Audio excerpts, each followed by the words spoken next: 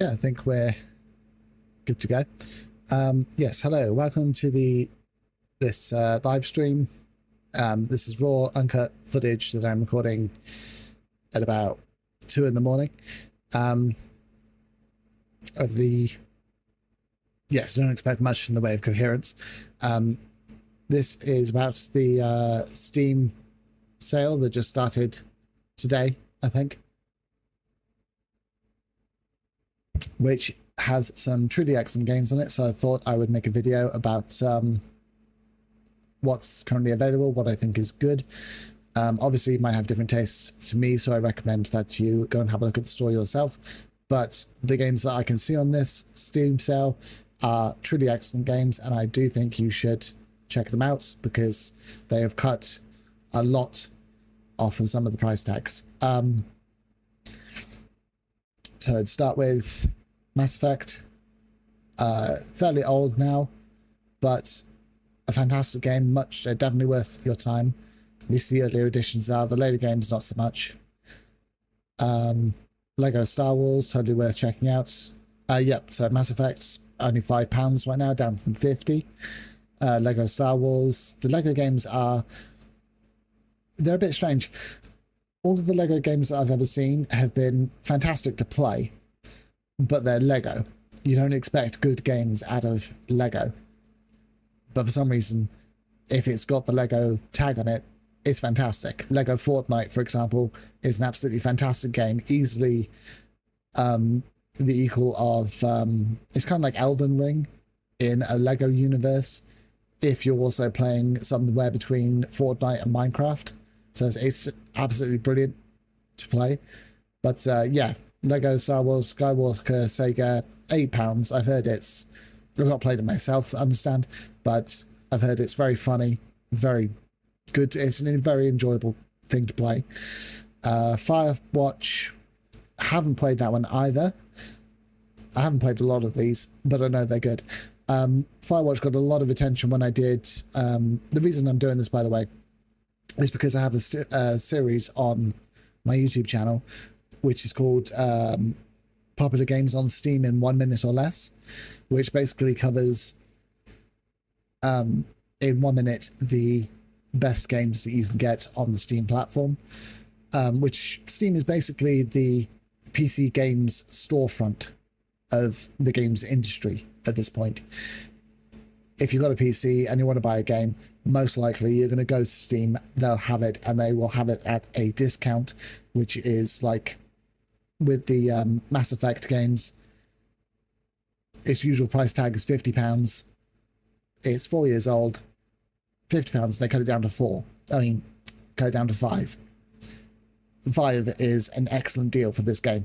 You can get a lot of hours, a really good story, and a lot of good gameplay out of a £5 price tag.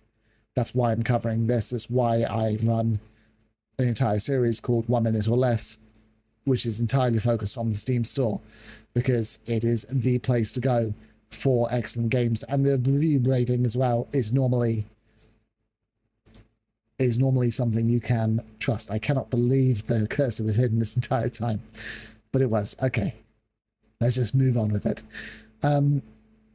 Yes, so when I did Firewatch as a 1 minute or less, it got a lot of attention from a lot of people, so I can only assume that... I cannot believe there's a tag for walking simulator. That is amazing. Yes, it got a lot of attention from a lot of people because apparently it's a much beloved game, and I can only assume that it is definitely worth the £3.35 price tag, given how many people apparently love the game enough to like and view a short about it. So I would definitely check this out. Some of the games on this list, this is my personal wish list, by the way, so some of them I don't know what they're about. I just thought they looked pretty cool. So, yeah, a very positive overall review rating for the king. £3. You've got £3 to spend on games, I'm sure, if you're watching this at all. So, definitely have a look at this. It appears to be some sort of role-playing game, the strategy and a rogue-like So yeah, it's probably good. Artco is some guy's personal indie project. It's not very complicated. It's just some very basic survival game. But for £1.59, it looks pretty interesting. Star Wars Jedi Survivor. Electronic Arts, the guys behind this, they've been pissing off a lot of people lately. I fully acknowledge that it is not good to give people like that money. On the other hand, Star Wars Jedi Survivor is a good game, and it does run well on PC. I expect that mixed rating is purely because people are pissed at the developers. But if you're going to give them any money at all, I wouldn't recommend doing so, but £15 is definitely worth it for this particular title. If you don't have, for some bizarre reason, I don't personally, but if you don't have it yourself, Elder Scrolls 5 Skyrim Special Edition, under £9, definitely worth it. You will get plenty of hours out of it, and if you apply some of the mods which are currently available, the performance, the graphics, and everything else can be upgraded to easily modern standards. There's a game called Avowed out right now by, I think, Bethesda. Might be Bethesda or it might be Obsidian, I can't remember. One of the two. Some of the same people who were behind Elder Scrolls 5. They made it, they published it, and people kept on comparing it to Elder Scrolls 5. And a lot of the complaints were that if you want a better experience of Avowed, don't pay the 40, 50, 60 pounds they want for Avowed. Go download the Elder Scrolls 5, get yourself some mods, and you'll have a much better time. And right now, you can get the base game of Elder Scrolls 5 for less than £10. That's an excellent deal, totally something you should download and play. Apico, definitely worth the £4 price tag. It's quite similar to Stardew Valley, except it's entirely focused on bees. And the money made from it. Frankly, if you can give this guy more money than £4, you definitely should, because part of the profits from this game go towards bee preservation, which is an absolutely worthy cause. Death's Door, I've heard, is very good. It's got a lot of attention when it first came out from a lot of different people. I think that's definitely worth the £4 price tag. You'll definitely enjoy that. Chrono Trigger. What gamer hasn't played Chrono Trigger in their time? Excellent story. A great game to play. Obviously, it's very dated now because it's a top-down Japanese RPG. And while it's been upgraded so it works on modern systems, it is absolutely ancient, but it is a very good game if you're into retro games. I definitely recommend playing it.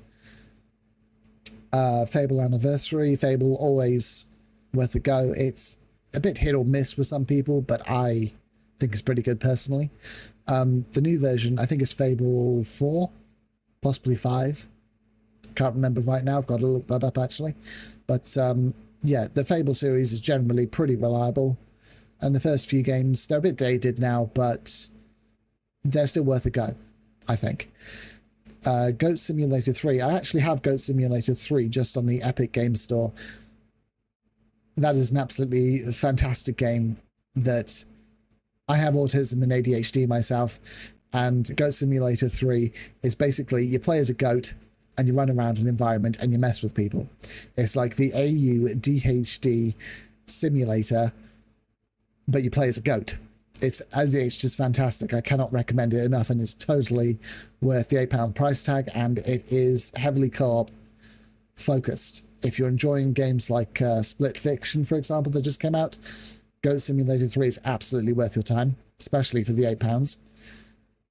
Planet of Llama, or Planet of the Llamas, as I like to call it. Less than £8, totally worth it. Very good game. Again, female protagonist, which for some reason people have a problem with. I have no idea why. Heavy on the puzzles. Got a bit of action in there. I think it's pretty good. Obviously a bit retro, but there's nothing wrong with that. There's plenty of games that are similar. No Man's Sky, if you're into sandboxes, definitely give No Man's Sky a go. I'm not personally, but I have watched another streamer called Carnage play it quite extensively. And if you enjoy the experience of exploration, farming, visiting different worlds and so on, that's for you. If you're more interested in something with a heavier story or a bit more to do that's a bit more world shaking, then avoid it. But frankly, you should give it a go just for the technical demonstration, because no other game has such a well-developed, simply massive world. It's a very open world game where you can go pretty much anywhere and explore and see some truly amazing sights. If you're into sci-fi games, it's an absolute must. And the developers have a new game in the works which is fantasy-based, which is supposed to be just as, if not better, than No Man's Sky. You should totally check it out for the £20 price tag. Same thing with Cyberpunk 2077. £20 gets you what started off as an incredibly broken game. It was basically unplayable at launch, but over the years has turned into an absolutely amazing experience. I'm seeing TikToks and shorts on YouTube all the time where people have either modded the game or simply played it as is, and they show some amazing parkour, fantastic fights between some really epic bosses. It's definitely worth the £20 price tag they currently have. Sonic Origins, it's on my wish list simply because it's Sonic 1, 2, 3 and Sonic and Knuckles.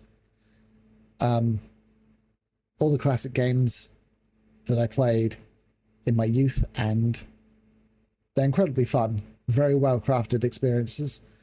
Not for everybody. You've got to really like platformers or retro games in order to enjoy them. I do, so that's totally worth the £12 price tag for everything, even though technically it's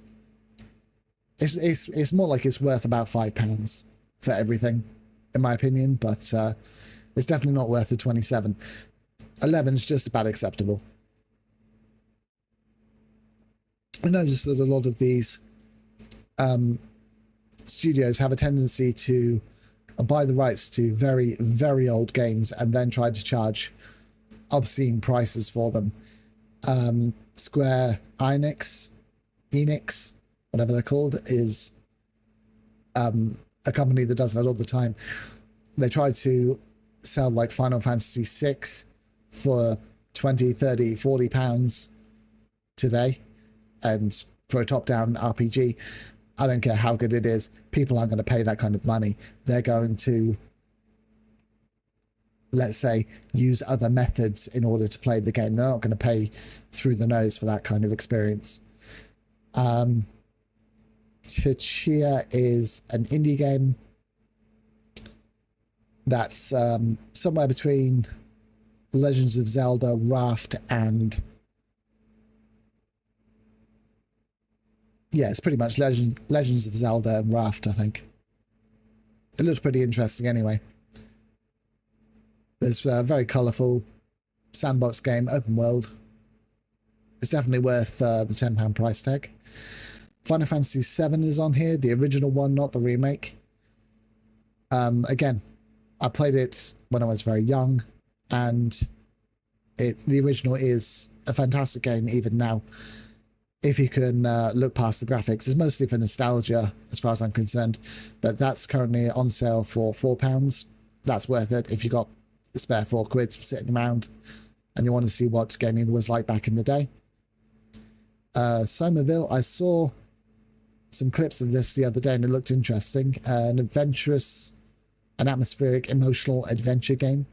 I'm literally just reading the tags, but it looked pretty interesting if you're into cozy, relaxing experiences. Not sure if it's worth the £16 price tag. 10 maybe feels a bit more appropriate. But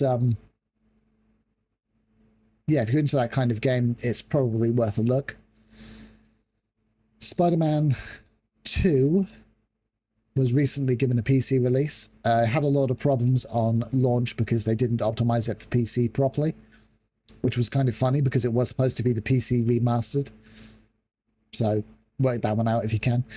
But the original, overwhelmingly positive. I assume it doesn't have any problems on PC.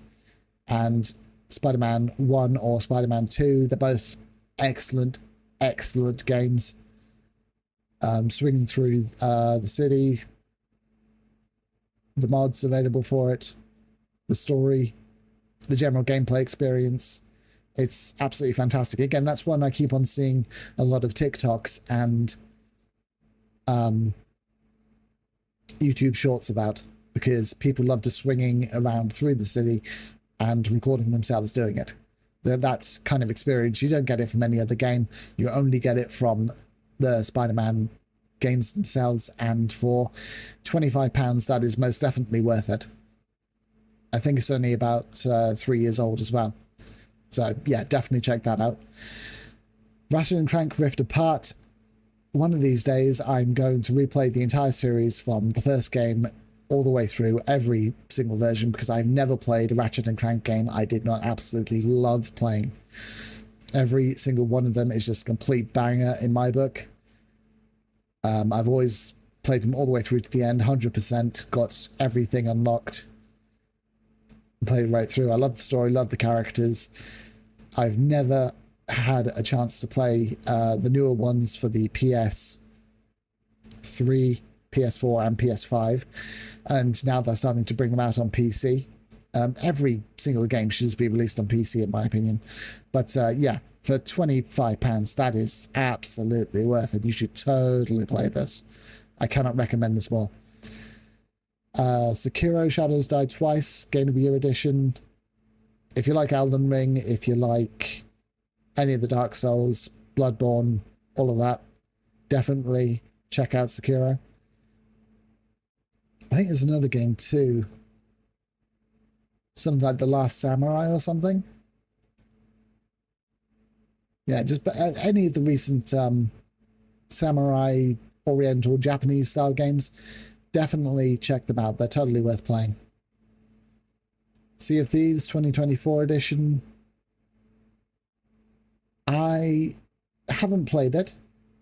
I've heard it is absolutely fantastic, but I'm not sure if it's for me. I think it's another one like No Man's Sky. You've got to be into the kind of farming, grinding kind of gameplay, and that's just not me. But I've also seen other clips of it that make it look like the single player version could be quite fun.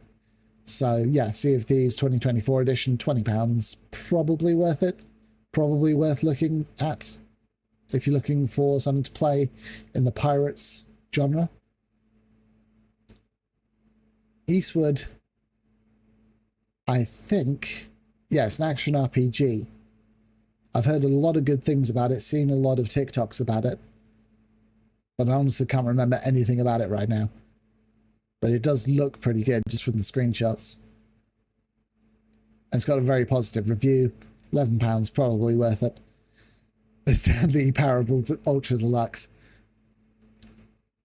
If I had the money right now, if I had like £200, I would clear quite a few games off of this list, and one of them would definitely be the Stanley Parable. Every single clip I see of this is just absolutely hilarious. If you've ever played Portal 2 or... No, if you've ever played Portal 2 and you thought that GLaDOS was the funniest thing in the world, the Stanley Parable will be for you. It's absolutely hilarious in every way, shape and form. I've seen so many TikToks of that game, and for £10 you'll just laugh yourself sick. It's just so funny. Absolutely get this. Just shut down this video, open up Steam, buy this. I cannot recommend this higher. Up to 20 minutes. Come on, gotta go faster. Cult of the Lamb. Good.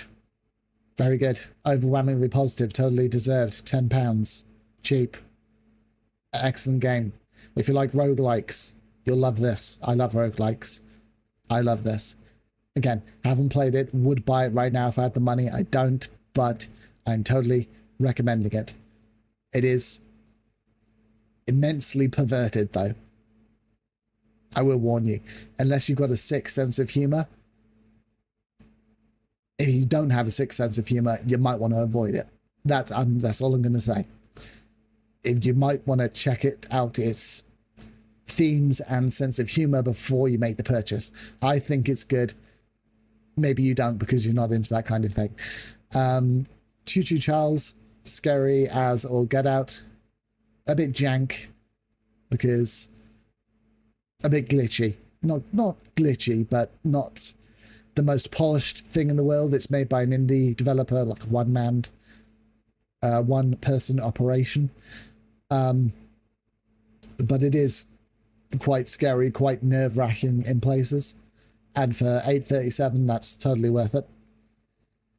Splunky and Splunky 2, legends in the pixel art platforming genre since back in the old days. Splunky was a game that I think came out on the Atari.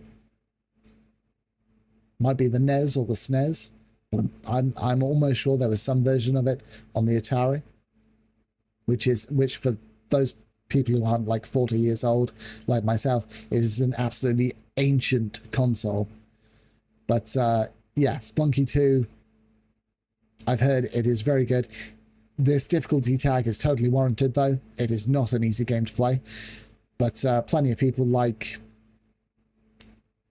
what is that game? 1 second. Hollow Knight. Plenty of people like Hollow Knight. If you like Hollow Knight, you'll probably like Splunky 2.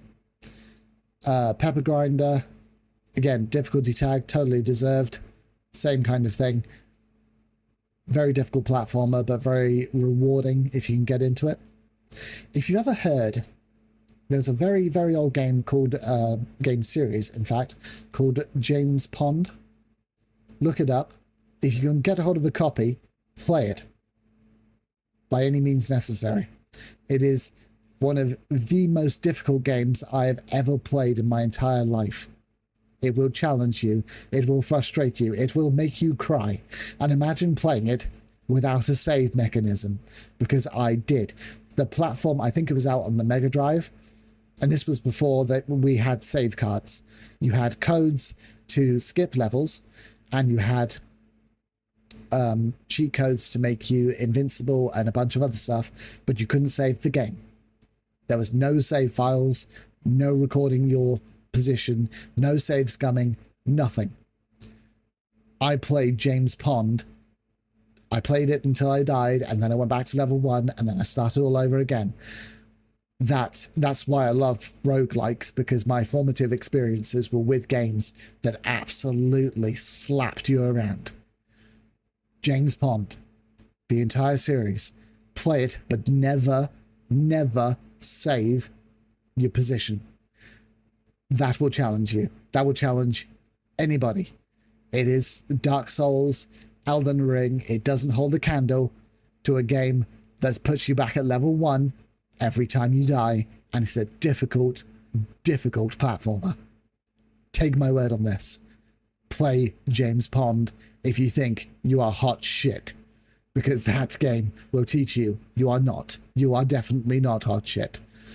You are a noob. Anyway, Hellcard. What I like to do in the morning is I like to wake up, I like to make breakfast, and then I like to sit down and eat breakfast while playing some sort of indie, roguelike, turn-based, card-based game. Hellcard is on my list right now because it looks like one of those. There's also another one called Frost something or other. I did a 1 minute or less on it, but it's not on this list, I don't think.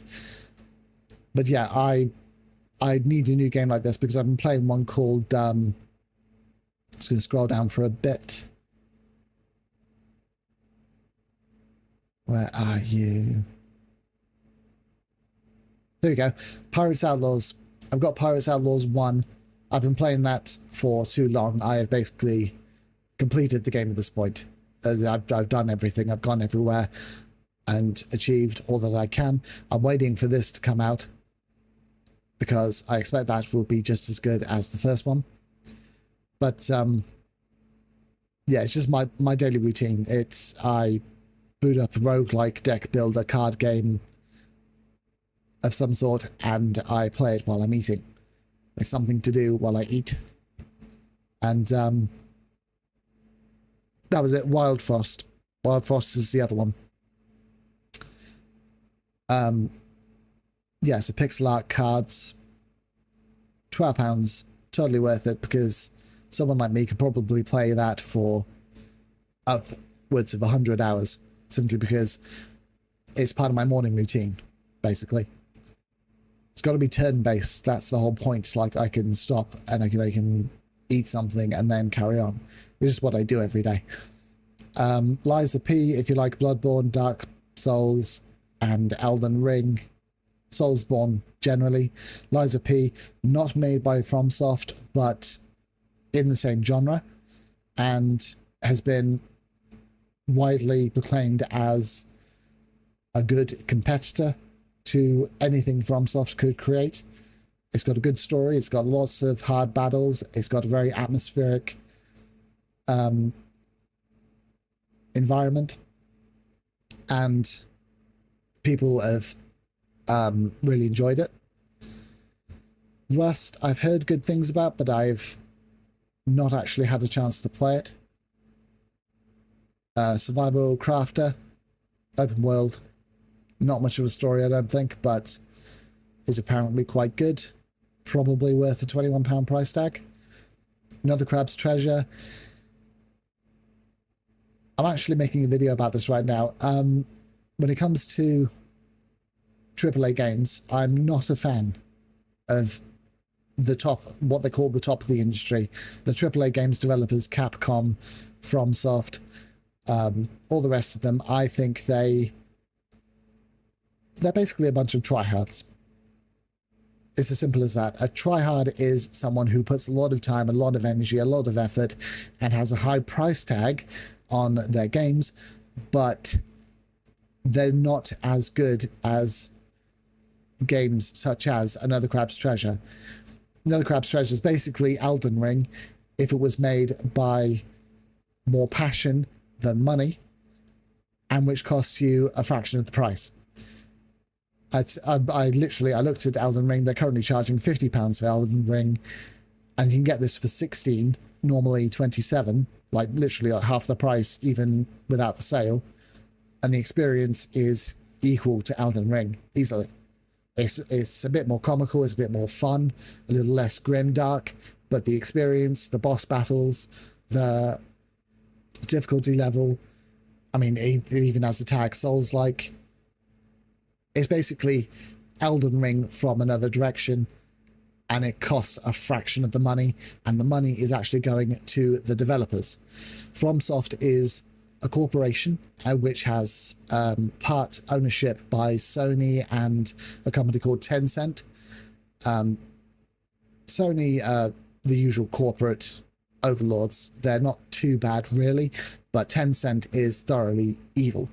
Just an evil company that if you can possibly avoid it, don't give them money. Just don't. Give it to the independent developers, give it to people who make games like Another Crab's Treasure, because those people, when you pay for Another Crab's Treasure, the people getting the money are the developers who made it.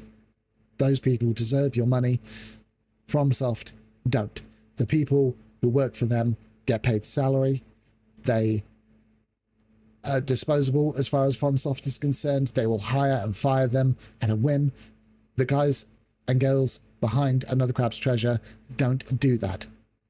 They just don't. They treat their employees with dignity, respect, and they pay them. And the people who, and when you pay for their games, the developers are the ones getting the money. That is key. those are the people you want to be paying, because those people will go on to create more new games. Buy another Crab's Treasure. Buy whatever they make next. Fund their studio, because they will give you good games for less money than people like FromSoft. Rant over. Stray. Hold on. Ugh. I do not talk very much, so my voice is going to give out pretty soon. I've been talking like solid 30 minutes as well. Again, I have ADHD. So when I start talking about something that I have an interest in, I will literally just run for days. That's also why I'm talking incredibly fast, because this is the rate that my brain actually works at. I do try to slow down, because I can become a little incomprehensible, but I'm trying. Stray. It's a game. You play as a cat. That's it. It's literally the cat simulator. There are a couple of other games which do it a bit better, but, well, relatively speaking, I think Stray is a bit better. Other people say, I cannot remember what the game is right now, but it's a little more cartoony, but the experience is a bit more, it's fun to be a cat. Stray is straight up, you are a cat. If you want to be a cat, play Stray. If you want to experience the fun of being a cat, you want to play this other game that I can't remember the name of right now, but which I will look up and probably make a video about once I find it. But yeah, £15 for Stray, that's totally excellent deal. You will immensely enjoy it if you have any fondness for cats, because it does simulate what it is like to be a real cat very, very accurately. That's not my neighbour. This surprised me, because I can't believe it's only £1.49 for that, because I've seen some people play that, a lot of that, for quite some time. It's one of those games where you have to look at an image and detect things which aren't right with it. So in this case, people's appearances, what doesn't match up, what information they're telling you doesn't match with the documents that you can check. Absolutely not my kind of thing. I am not an observant person at all. But for some people, the arcade adventure narrative, the visual challenge of it, it's what they enjoy. For £1.49, if that is the entire game and not some sort of mod or update or something, because honestly, I believe that should be more than £1.49. But if you're into that kind of game, I would totally just drop the £1.50 for it. I'm not going to buy it personally because I don't like it.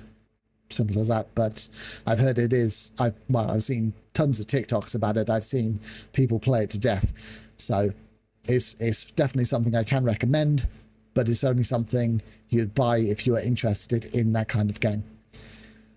Chances then are puzzle, adventure game, good if you're like me. I'm something of a linguistic nerd who enjoys this kind of complex language puzzle. So yeah, I think that's brilliant. And for £12, it's totally worth playing, but it's not for everybody. Ghost of Tsushima. Wait, was that the other game I was thinking of? Yeah, Sekiro and Ghost of Tsushima. Again, it's basically a Soulsborne. It's like Dark Souls, like Elden Ring, like Sekiro. Was Sekiro made by FromSoft? I think Sekiro might have been made by FromSoft. I don't know. Yeah, whatever. They're all good games. Ghost of Tsushima, Director's Cut, £34. Definitely worth it if you like Assassin's Creed or Soulsborne. Again, haven't played it myself because I'm not really into the genre, but I've heard it's an absolutely fantastic game to play. Dave the Diver, I think everybody says it's really good, and it looks really good, but I think it's made by people I don't personally like. Yeah, Mint Rocket. I think they're like a subsidiary. They're owned by, they might be owned by Tencent or a couple of other companies that I don't like. So the game is very good, but if you've got ethical concerns about funding the right people, maybe give this one a miss. I'm not sure. I have to look into it a bit further. But for £11 for the gameplay experience, I can recommend it, basically. But it's a little bit sus. Raft for £10 is definitely worth it if you're into the genre of survival and open world games. But I've also seen there's a channel on YouTube called Let's Game It Out, and that guy absolutely unbelievably broke this game. I don't know if they patched what he did, but he basically built a bunch of like a platform off of his raft, and he absolutely broke the game, just bypassed all the different puzzles and everything, and walked through walls and a bunch of other stuff. I don't know if they patched it. Excuse me. I do not know if they have patched it, but it is worth the £10 price tag.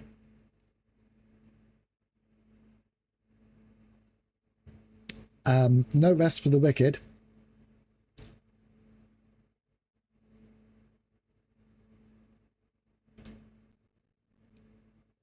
Yeah, I was about to say that rating does not make sense, because I know for a fact that this thing is currently marked as mixed.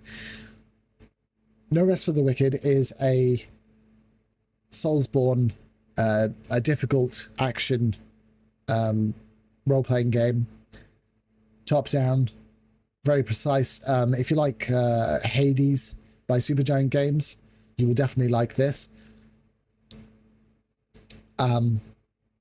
The reason it would be mostly positive right now, except for the fact that it's been in early access for quite some time, and the developers stopped giving updates for quite a while.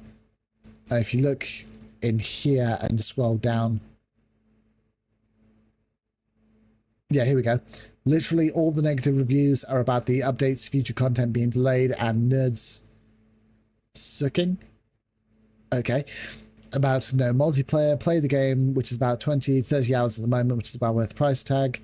Game is phenomenal and a leap forward for the genre, feels and plays like a AAA game. From what I have seen of the game, I totally agree with this assessment, but it is also true that the developers didn't give any updates for quite some time, and that angered a lot of people. But, there's a big but, right here if I could find it.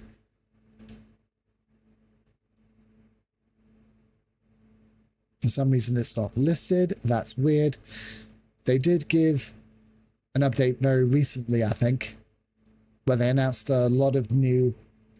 They announced like a whole new patch for it. There is content for it in the works. They have shown it, and it is coming. It's just taken so long for them to announce it that it pissed off a lot of people, because a lot of people have paid upwards of £35 for early access, for supporting the half-finished game, and they were concerned about the lack of updates. So, can I recommend the game? Yes, absolutely. The game looks fantastic. A lot of people have said it's a very good game to play, but can I guarantee that it will be finished? Can I guarantee that it will see full release as a finished game? No, because the developers have lost their trust. The community doesn't have any trust in the developers anymore. Is it worth the £24 price tag? Based on what it is, yes. But go into it knowing that you might never get the full game. Because what they say and what they do might be two different things. So it's a warning. It's worth playing, yes. It is a good game experience, yes. But it might never be finished. That's what I'm saying. Sea of Stars, independent, top-down, JRPG. Modern JRPGs are usually pretty good. If you're into the genre, £21, probably worth it. Again, haven't played it myself, but very positive reviews, probably good. Coral Island, good if you like Stardew. It's basically trying to aim to be an alternative to Stardew Valley. I've seen a lot of competitors to Stardew Valley in my time, and they always get it slightly off. I'm not entirely confident in a full 3D experience, but maybe it is. It's got all the same tags and a very positive review. So if you enjoyed Stardew Valley but are looking for something that's not Stardew Valley, maybe check out Coral Island. And for £18, that's a pretty good deal at the moment. Lightyear Frontier, again, farming sim. This one uses giant mechs as its shtick. £15, probably worth it. Very positive reviews. Wandering Village, building sandbox, life sim. £14. I've seen this being developed from the very early stages up until the modern day. It, in theory, looks pretty good, but I have concerns, let's say that. But for £14, it's probably worth a look. It's still in early access, so maybe the game will change over time, but probably worth it for 14 quid. Wild Frost I've already covered. Cuphead, absolutely, positively cannot recommend Cuphead any more than I'm trying. It's difficult, it's retro, it's got a fantastic soundtrack, it's co-op, and if you're into very difficult side-scrolling platformers, it's a phenomenal game. Definitely worth checking out. It's a very artistic piece, and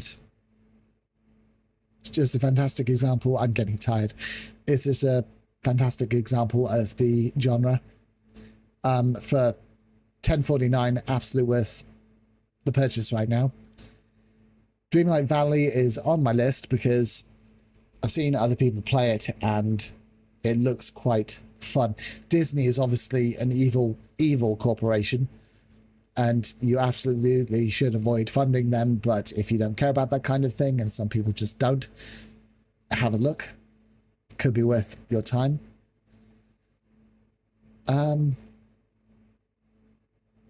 Echo. I don't remember adding this to my list, but it looks like one of those independent survival sandboxes that have become so popular. £19, probably worth it. Maybe. Baldur's Gate 3, of course, one of the best-selling games of all time. £40. Totally buy it if you haven't already. I haven't, because I just never got around to it. Have played Baldur's Gate 1 and 2 back in the day, and they were incredibly good, and made by completely different people. But apparently Baldur's Gate 3 is, as I said, one of the best games of all time. For £40 right now, totally worth playing. And only a couple of years old as well. Helldivers 2. It was one of the best shooters of all time. Then it kind of lost its crown a bit. Then it kind of regained it. I'm personally not sure. I haven't heard anything about it in quite some time. So I'm not sure where it is right now. Because it does kind of depend on having quite a substantial user base, which I think is somewhat diminished from its original standing. It's still apparently a pretty good game, though, if you can get the allies to play with you, which is debatable.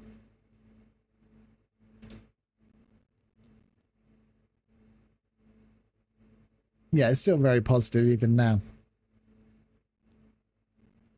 1 second.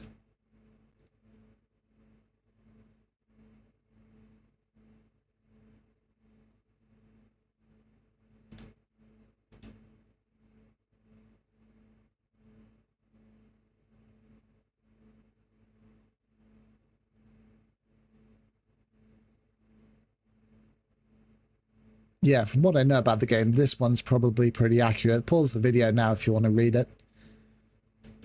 But yeah, a lot of people really do love that game. If you're into third-person shooters, definitely check that out. RimWorld, top-down base building colony sim.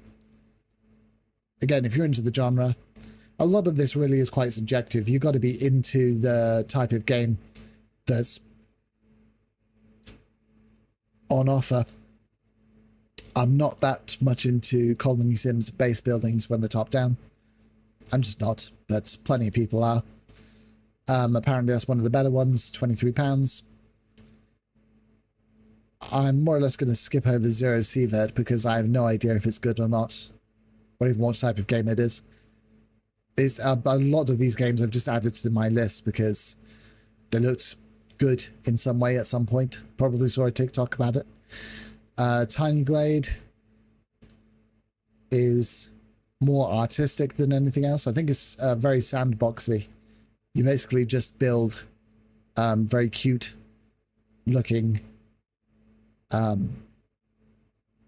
buildings. That's about it.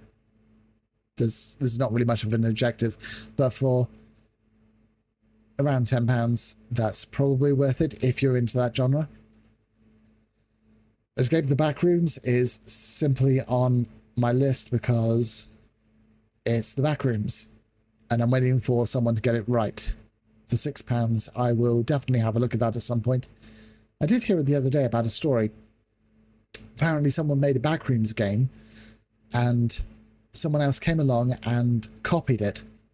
Like, everything in it. The sound, the music, the environments, the models, everything. Copied it right down to the bricks and published it on another platform claiming it's theirs. And it might be Escape the Backrooms, but I'm not sure. But yeah, the Backrooms is this whole other thing. It's like an open source horror setting that anyone who's interested in the mythology of it can go in, do the research, and come up with new stories and media to do with it without any worry about copyright. Which is quite an interesting sociological I want to say Pop-Tart, but there's a proper word for it. It's quite interesting sociologically speaking, that's what I'm saying. Currently playing through Hades 1 myself, which is an absolutely fantastic gaming experience. Supergiant Games, their entire catalogue, can't recommend that highly enough. Hades 2 is out, kind of. It's in early access. Some studios put games into early access because they want to be able to fund what it is that they are working on using early access purchases. Supergiant Games does it. They put games into early access because they want feedback from the community about how to improve their games. It's as simple as that.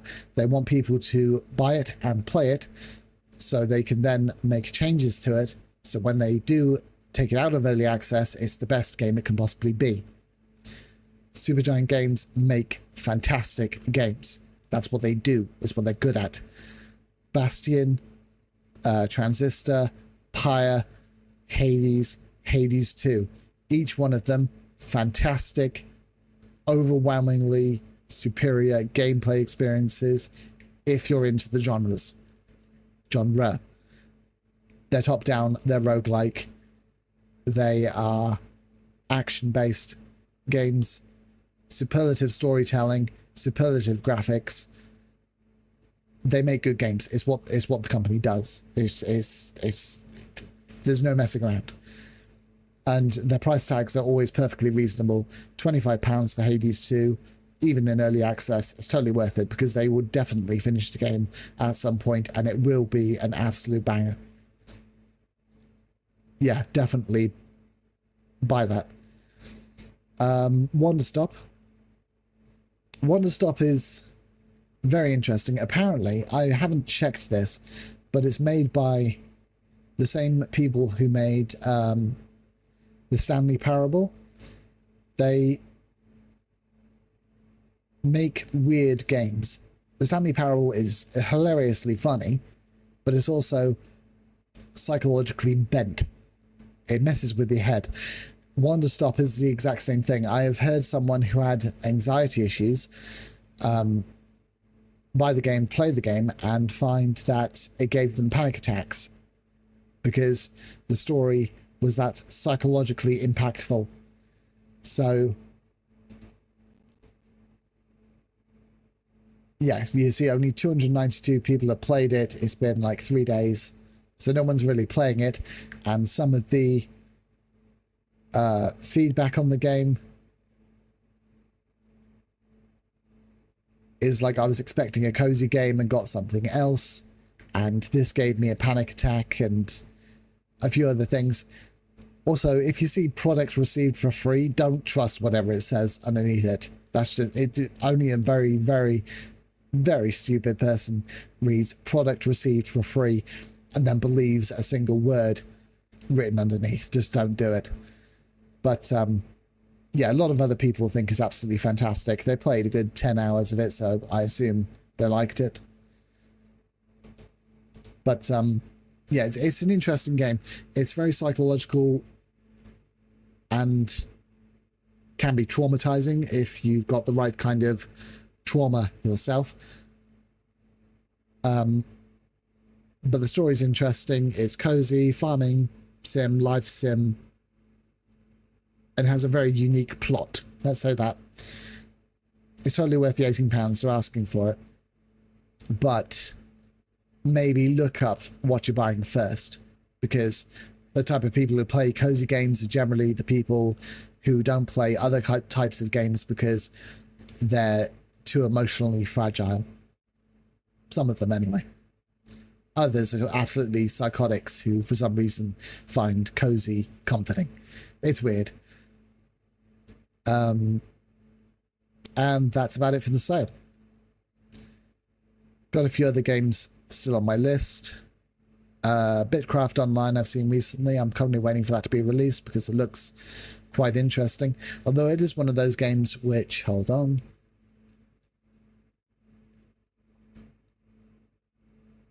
It is one of those games which offers the world and then probably won't deliver. As I said, it's not out yet, but when it says like you can do all these things, you can do absolutely anything you want to, limitless possibilities, and then the possibilities are very, very limited. That's how they're advertising Bitcraft Online. It looks good and I want to play it, but I'm not entirely sure about it. Waiting for Tavern Keeper because that looks quite fun. You literally just do exactly what it says. You're a tavern keeper, you make a tavern, you serve fantasy customers. It looks just fun.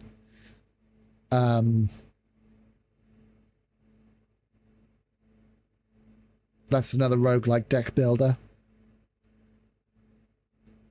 which are pretty reliable games as far as I'm concerned.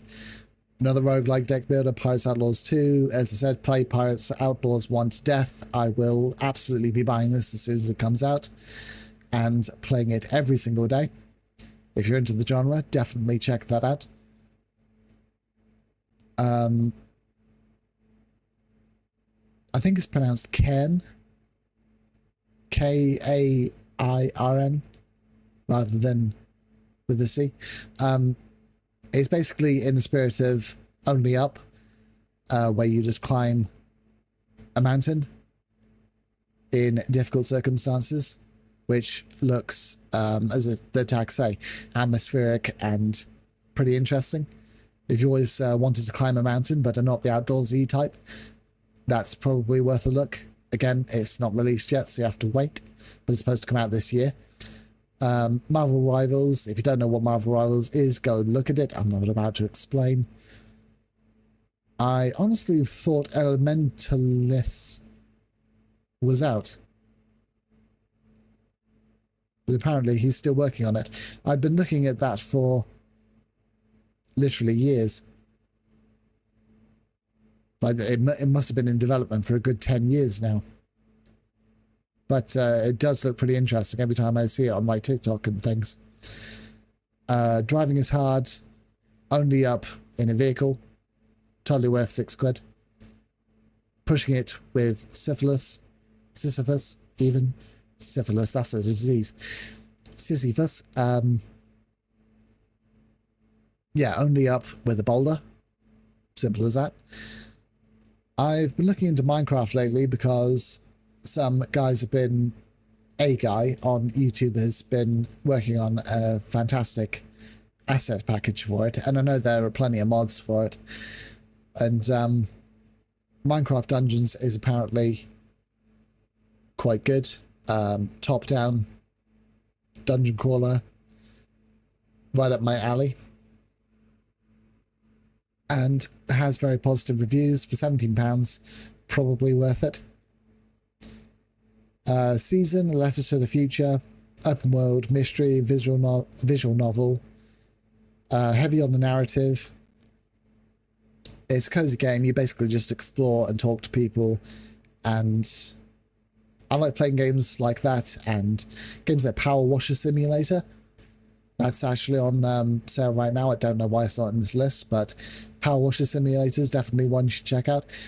I like relaxing games occasionally, just chilling out and playing something which isn't too intense. Season, A Letter to the Future looks like that. It looks like a relaxing exploration game, which is very well made.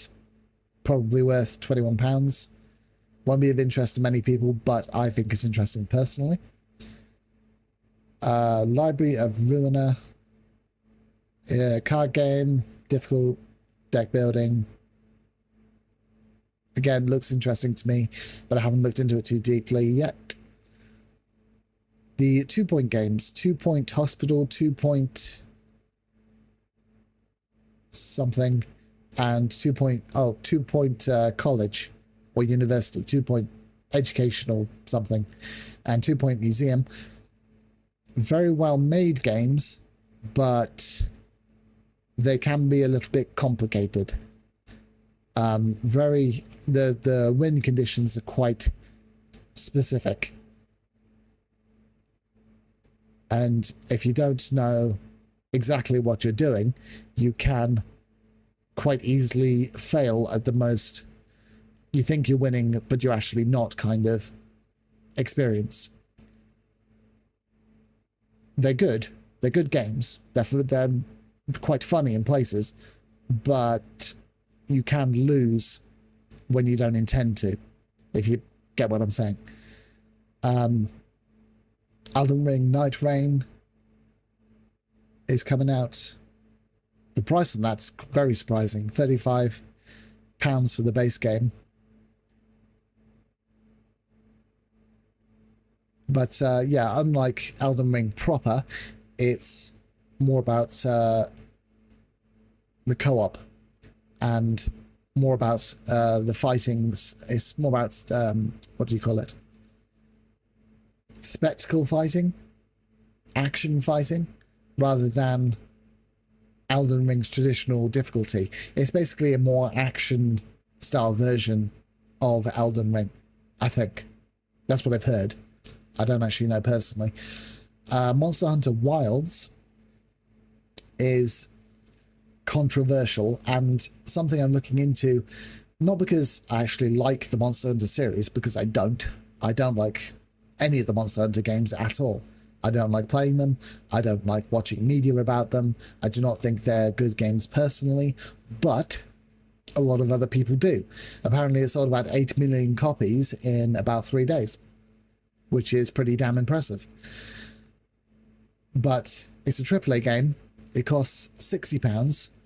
It was released on PC, and apparently it's damn near unplayable on PC. The reason for this, according to a guy I respect called Force Gaming, he put out a video trying to explain a bit of it, and what he said was that Monster Hunter Wilds was created for consoles, ported to PCs, not optimized for the PC platform, and when the Chinese market, who are primarily PC gamers, got a hold of it, they couldn't run it after they had spent between £60 for the base version or £90 for the deluxe version. And yeah, it was basically almost unplayable, which is why it's currently sitting at mixed reviews right now, because PC gamers are struggling just to get the game to run, and they're not happy about it, which is completely understandable. But it also sold about 8 million copies on like day one, even though a lot of people, Co-Carnage, Bellular News, and a bunch of other people have all run off major issues with the gameplay.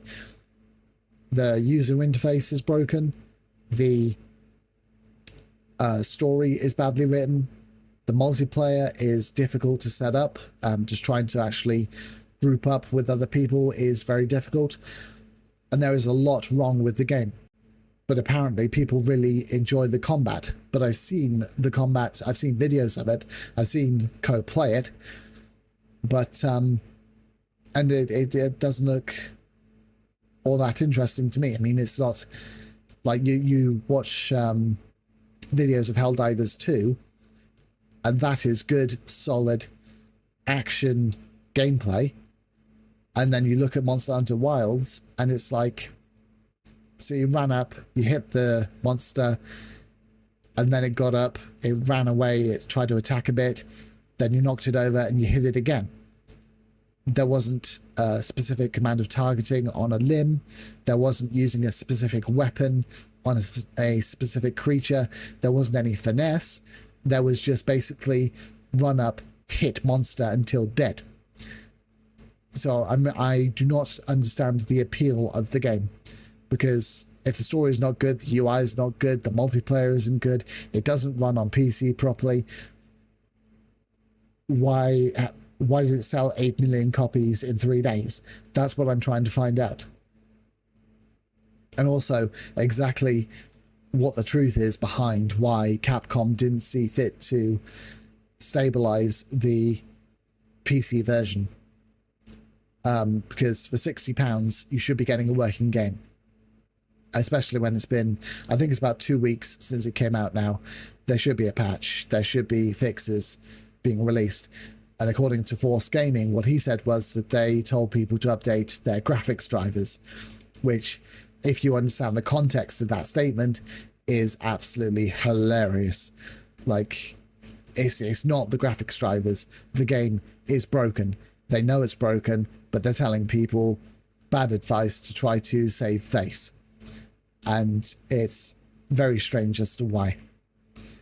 But yeah, avoid AAA games, or if you can't avoid AAA games because you really, really want to play them, wait until they've been out a while and they fixed the problems with them. I don't know. You don't get broken games on day one from independent developers. Like, when Pirates Outlaws 2 Heritage comes out, it's going to work day one. I can guarantee you. On plenty of other games, I can say the exact same thing. And that's it. That's everything. That's the entire list. Yes, the one last thing I had to say, actually.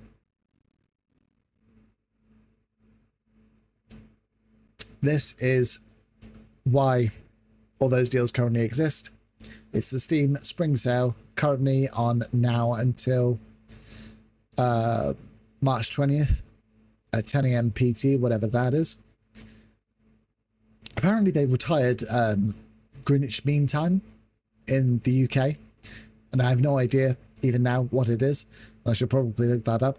But yeah, if you want to see what other games are discounted, which I haven't included because I don't personally have any interest in them, or I don't know anything at all about them, then go to the Steam store and just basically scroll down and see what's here. Forza 5 is a good one. I currently own that, which is why it wasn't on the wish list, but is totally something you should have a look at. Power Washer Simulator is another one. I think that's for the DLC rather than the base game. How much is the base game?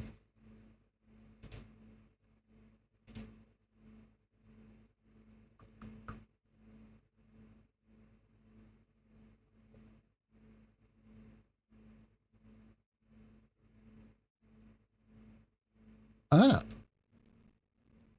that's good. I did not know that was coming out. Yeah, I love Power Washer Simulator. Apparently number 2 is in the works. Fantastic. Do they have a page? I expect they have a page. They have a page. Going on my wish list. It'll also take me to this. So yeah, Power Washer Simulator is currently on sale as well. And you can get a bunch of DLCs with it, all for £14. Totally worth it.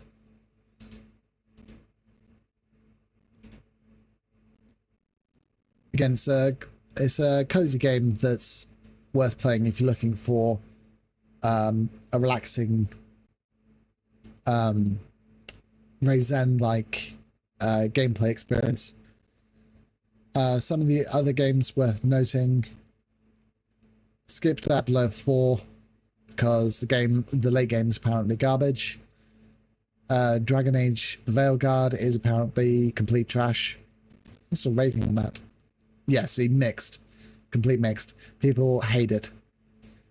I'm not entirely sure why offhand, but apparently it doesn't match up to the other Dragon Age games and is going to bankrupt BioWare and cause Electronic Arts a lot of problems, apparently.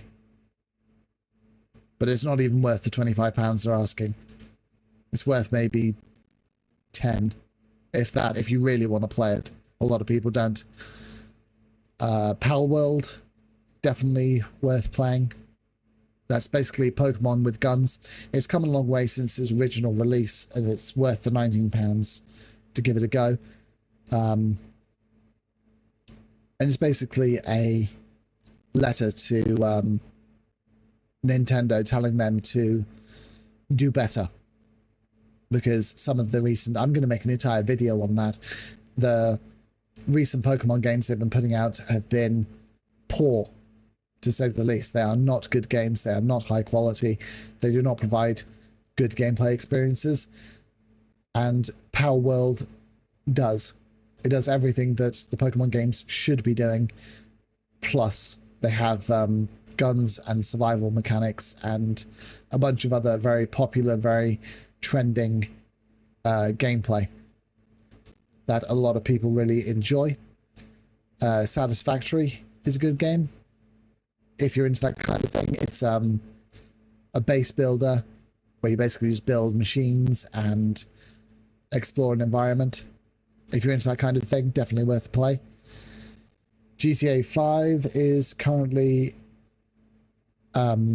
priced where it should be, or somewhere close.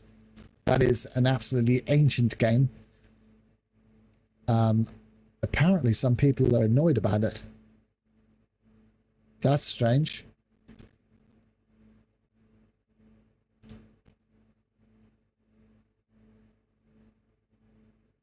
Okay. Rockstar apparently made some silly decisions.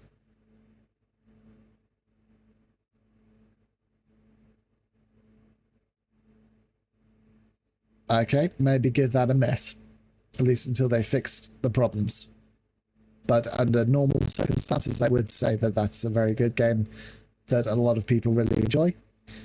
Just not right this second. That's weird. Go play Red Dead Redemption 2 instead. Just as good as GTA 5, but set in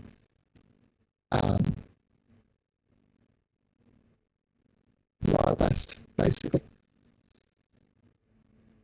God of War Ragnarok is somewhat contentious with me because I know some of the people behind it and I really do not like them at all for personal reasons, you understand. But as a game, it's apparently very good and the story is good. But yeah, for personal reasons, I don't like some of the people behind it. Suit yourself. Helldivers 2, already covered that. Final Fantasy VII Rebirth. Personally, I like both the older versions and the remakes of Final Fantasy VII. I saw Carnage play through them, and at some point I will go and play them myself. But you've got to really be into games like, what's it called, Yakuza? The Yakuza series. You have to be into like the Japanese style of role-playing game, the modern Japanese styles of role-playing games, and not everybody is, and I can see why they're not. But personally, I think it's a good game, and the environments are beautiful. That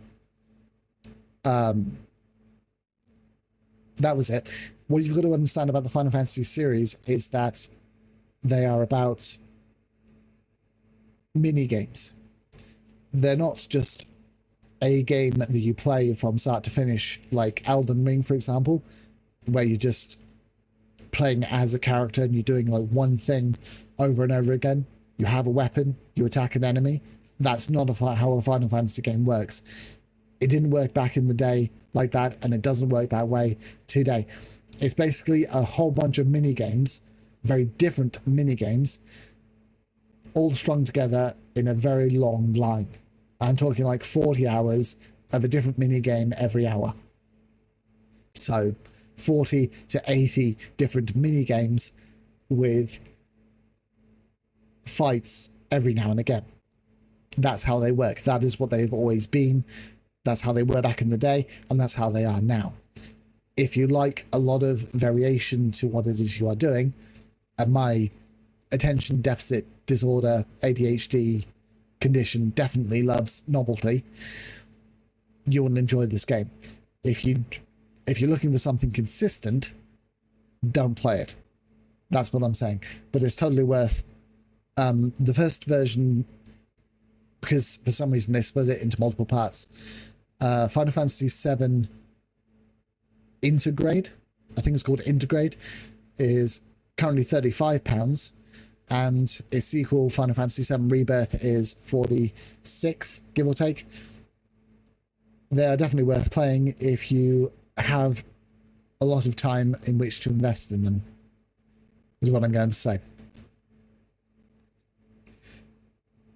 Excuse me.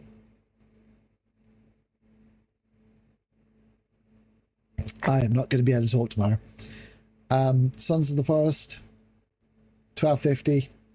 Totally worth it if you're into survival games that are creepy as all get out. Stalker 2.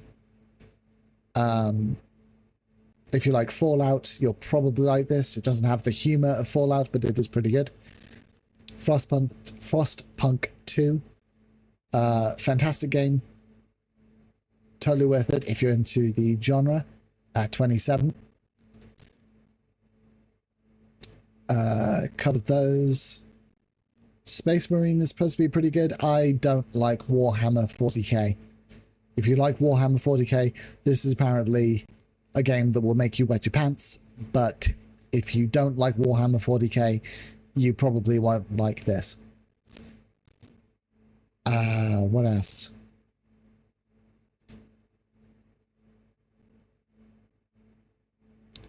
Heavy Rain, £1.69. Story rich, model earnings.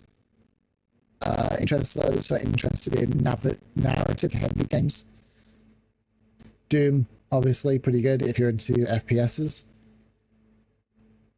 Anno 1800 for £5. That sounds excellent if you're into city builders and strategy games. Probably worth having a look. The Walking Dead, the Telltale Definitive Series, £4, down from 42, and there's meant to be some really good stories in there. If you're a fan of the Walking Dead television series and or comic books, you will probably enjoy this. I've seen some of the very early games that make up this series, and they were pretty good at the time, but I think they fall off in quality as the series progresses. I'm not sure though, don't take my word for it, but for £4 that's probably worth it. Elder Scrolls Online, I tried that once and I absolutely hated it. Simple as that. It's not, if you're thinking that's Skyrim but online, you will be disappointed. It's not the same sort of thing at all. I haven't checked it out recently, so I mean, for £1.59, if you want to go have a look, that's probably worth it. Spiritfarer looks good. Story rich, indie management. I think it's one of those games where you basically have a vehicle and you have to maintain that vehicle as it travels through the landscape. There's a few like that out there. There's one with like a post-apocalyptic car, I think, and I think there's another one with the train. You should definitely have a look at those.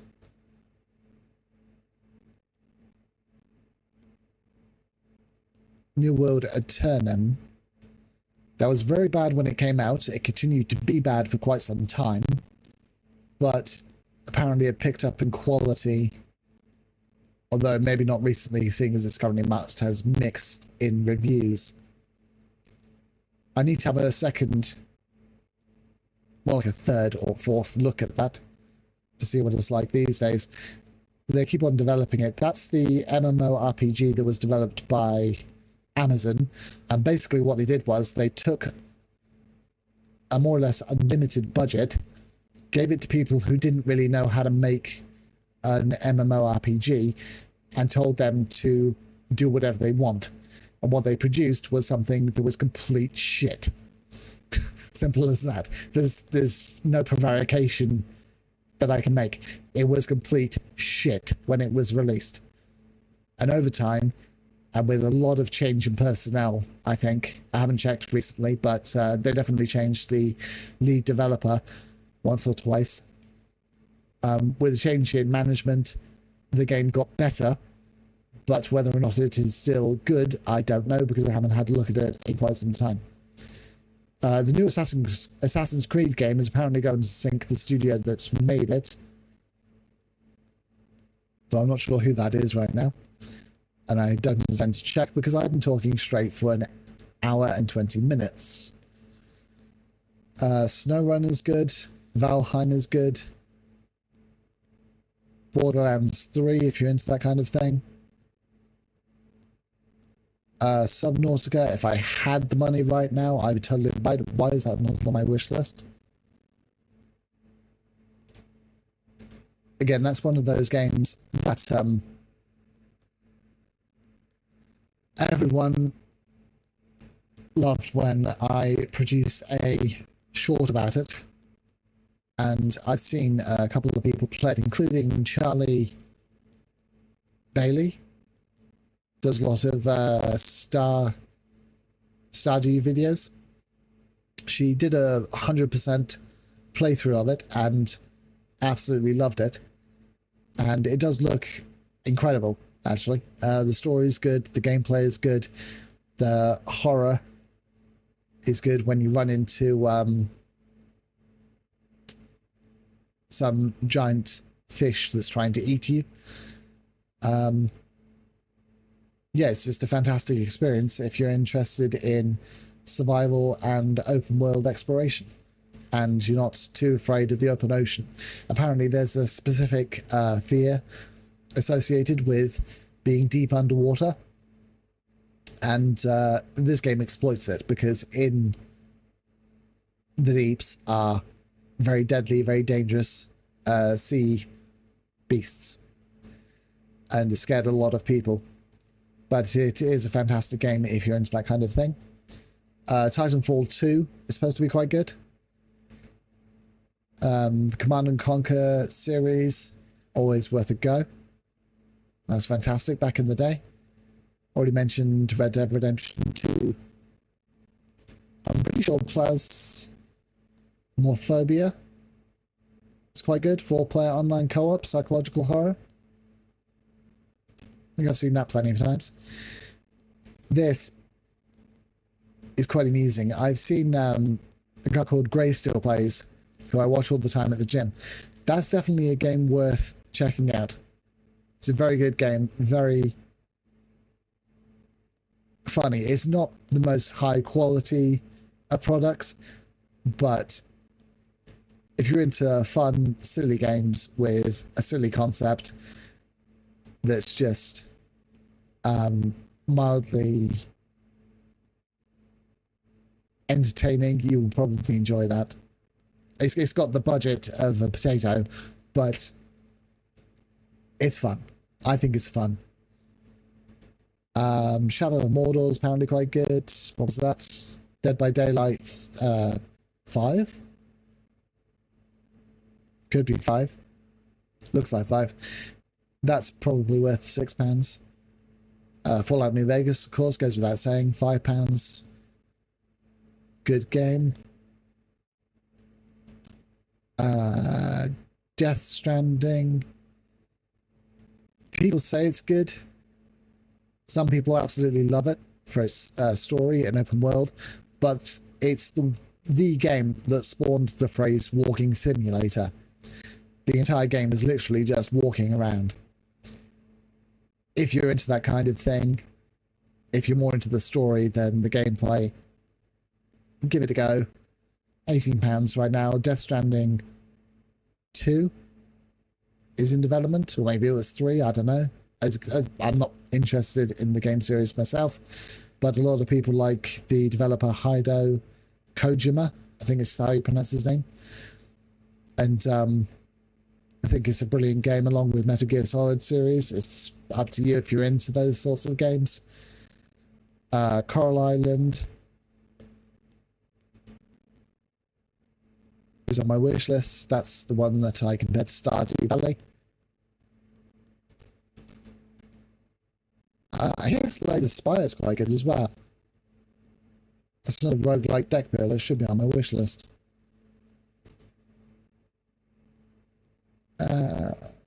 What else we got? Spider-Man. Yeah, that's about it. It's just cycling back around. Sea of Thieves I've already covered. Assassin's Creed Black Flag is good if you want a pirate simulator. That's the game that people kept on comparing Skull and Bones to.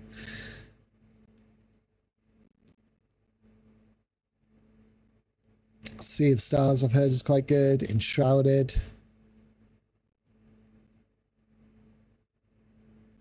My Time at Sandrock. That should be on my wish list. Again, if you're into life sims, building, farming sims, Stardew Valley, basically, that should interest you. Slime Rancher 2 I've heard is quite good.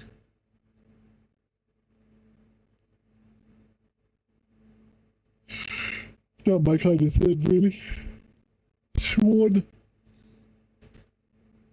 As well, if you're into Hades, you'll probably like this.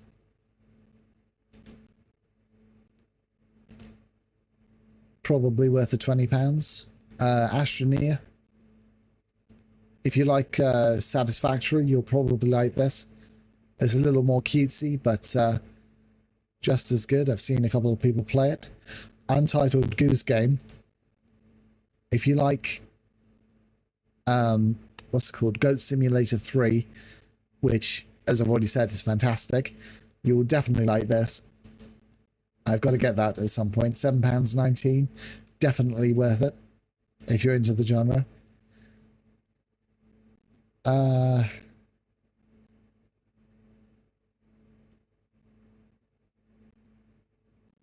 Yeah, I think that pretty much covers it.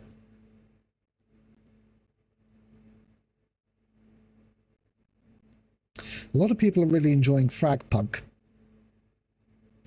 It's another hero shooter. I don't think it's going to do very well because a lot of people who are interested in the genre are currently obsessed with Marvel Rivals. So I don't see them getting much of a fan base. But yeah, 5v5 hero shooter, supposed to be quite good. In the vein of the other game with a lot of destructible environment. I can't remember the name of it, but it's supposed to be similar to that. Could be worth a look if you're interested. I'm not going to play Marvel Rivals, which is probably better. But I don't know because I haven't actually played either.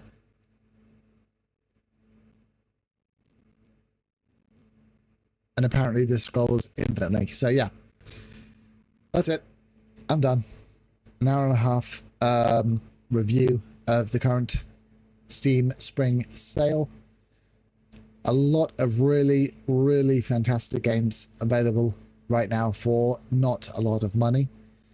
You can definitely find something to play if you're after new games, or if, like some people, you just buy games and populate your library with games you've never played. And yeah, I've apparently got quite a bit to talk about in the coming days. I plan on making a lot more videos like this where I turn on the webcam and just run my mouth. This was completely impromptu. There was no script. There was no forethought behind it. This was just me talking from memory, which is why some of the games I didn't know about them. But those that I did, a lot of good recommendations there. Lots of low prices. You can definitely find something that will be that you'll have an interest in playing, no matter what you're interested in. Just avoid the duds like Veiled God. There are a few in there. Always check the Steam reviews. That's basically what I'm saying. Apart from that, yeah, thank you very much for watching. I am going to go get some well-deserved sleep, and then I've got to go to the gym. Good grief. It's been days. Really should go. But yeah, that's next on my list. I will try and get back online at a future date and make another video. Similar to this, if I can think of something else to yap about for a while. There was actually another video that I wanted to make. There's this guy called Ethan on Everything, who basically gives impromptu hot takes on TikTok. And he said some rather silly things about the Harry Potter series, which I love arguing with people about Harry Potter, because they have this tendency to read the books, or at least hear about the books, and then come up with the absolute wildest hot takes, which the books, they explain in like either the first 5 minutes of the first book, or they explain at length in some very key critical scene that I've actually got memorized, but which whoever is complaining about the series just doesn't seem to be aware of. I think one of his complaints was, yeah, why were the children taking a train to Hogwarts when teleportation and everything else is available? They were taking the train because they were children. They're supposed to socialize, they're supposed to interact. And if you want proof of why, if you want to see the validation behind doing that, It's in the first book. If you just watch it, if you read the books and you just watch the interaction between Hermione, Ron, and Harry, right? The way that they become friends is because they meet in book one. They talk in book one. They get to know each other in book one, and it's all on the fucking train. The reason for the train is because they're children. That's why the train. That's why they don't just teleport straight to the school. It's because they're kids. The train is the point. That's why all the adults take broomsticks. That's why all the adults take the night bus or they teleport, is because they've socialized. They've got a friend circle. They meet people when they go to work. The kids are supposed to be put with kids together in one place where they can't run away from one another and they have to talk. That's the whole idea.